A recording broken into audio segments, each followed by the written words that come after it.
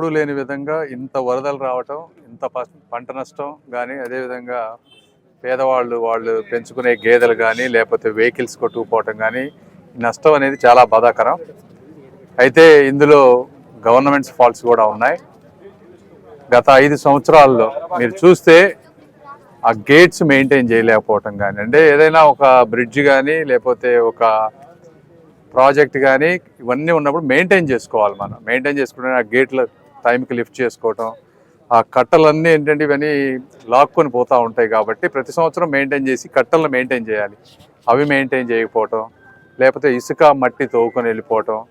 కొంతమంది ప్రజలు కూడా ఏంటంటే ఇసుక మట్టి ఎవరో తవ్వుకుంటే మనకేంటిలే అనుకుంటారు. మరి ఇలాంటప్పుడు ఆ ఇసుక మట్టి తవ్వటం వల్ల జరిగేటువంటి అనర్థాలు ఇవన్నీ 5 సంవత్సరాల్లో మెయింటైన్ చేయకుండా ఉండటం వల్ల ఇటువంటి ప్రకృతి వైపరీత్యాలు వచ్చినాయి.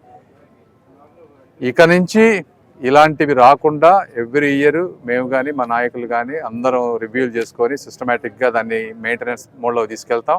ఇప్పుడు నష్టం జరిగినటువంటి రైతులు ఎవరైతే ఉన్నారో వాళ్ళకి రాష్ట్ర ప్రభుత్వం నుంచి వచ్చేటువంటి సహాయం, కేంద్ర ప్రభుత్వం నుంచి వచ్చేటువంటివి, మూడోది ఇన్సూరెన్సు ఎంతవరకు మ్యాక్సిమం తీసుకురాగలమో ఇన్సూరెన్సు, ఈ 3 చేసి తర్వాత నెక్స్ట్ ఏ పంటలు అయితే వేయాలో వాటికి ఇమీడియట్గా ఏమన్నా ఈ విత్తనాలకి సబ్సిడీ కానీ, ఎరువులకి సబ్సిడీ కానీ వచ్చే విధంగా చంద్రబాబు గారితో మేము చెప్పకపోయినా బాబు గారు ఆటోమేటిక్గా అవన్నీ చూస్తారు.